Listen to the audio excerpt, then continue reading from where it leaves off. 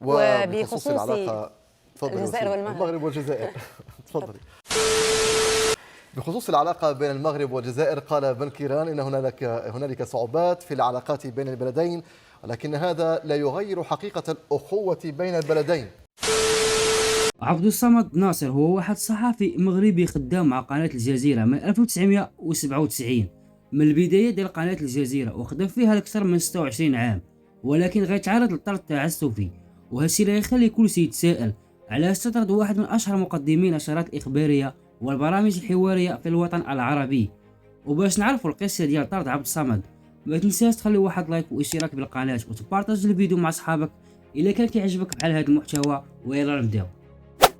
اخبار اللي كتروج دابا في مواقع التواصل الاجتماعي وفي الاعلام بلي قناه الجزيره قررت تنهي العقد اللي كيربط بينها وبين عبد الصمد من بعد ما عبد الصمد نشر واحد التغريده في التويتر كيدافع فيها على شرف المراه المغربيه بعد ما تعرض له من احتقار من طرف وسيله اعلام جزائريه رسميه واللي اتهمت الدوله المغربيه بالتجاره بعرض وشرف النساء المغربيات.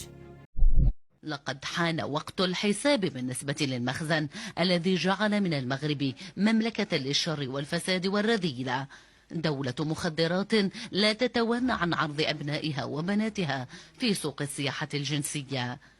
لقد دقت ساعة الحساب بالنسبة لنظام المخزن الذي جعل من المغرب دولة منبوذة وأكبر راع للرشوة في إفريقيا.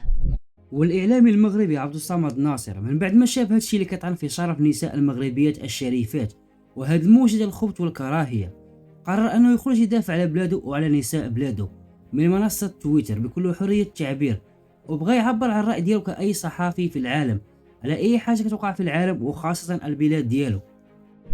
هادشي اللي غيخلي مدير قناه الجزيره اللي هو جزائري الجنسيه يتصل بعبد الصمد ويطالبه بصيغه الامر باش يحذف التدوينه، ولكن عبد الصمد غيرفض الحذف ديال هاد التدوينه وغيقول بلي التدوينه في واحد المنصه غير تابعه للقناه. هنا عبد الصمد غيبقى في الموقف ديالو وغيفضل يرفض باش تكون عنده حريه التعبير ولا يضحي بشي تفسير للناس اللي كيطعنوا في شرف المغربيات.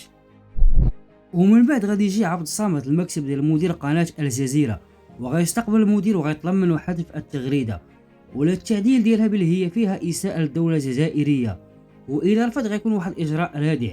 ولكن عبد الصمد غيبقى ثابت في الموقف ديالو وغيرفض هادشي وغيأكد بلي التغريده كتدخل في نطاق حريه التعبير وبعيد على فضاء قناه الجزيره.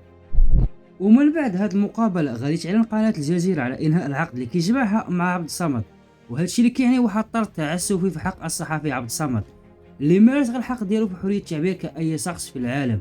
وهادو هما الاسباب باش تطرد الصحفي المتميز من القناه ديال الجزيره. وهكذا غنكون وصلنا لنهايه القضيه عبد الصمد ناصر، وكنتمنى يعجبكم هذا الفيديو. الى عجبكم ما تنساش تخلي واحد لايك واشتراك بالقناه وشي كومونت تحفيزي وتقدر تعبر فيه على الراي ديالك في القضيه. وشكرا على المشاهده.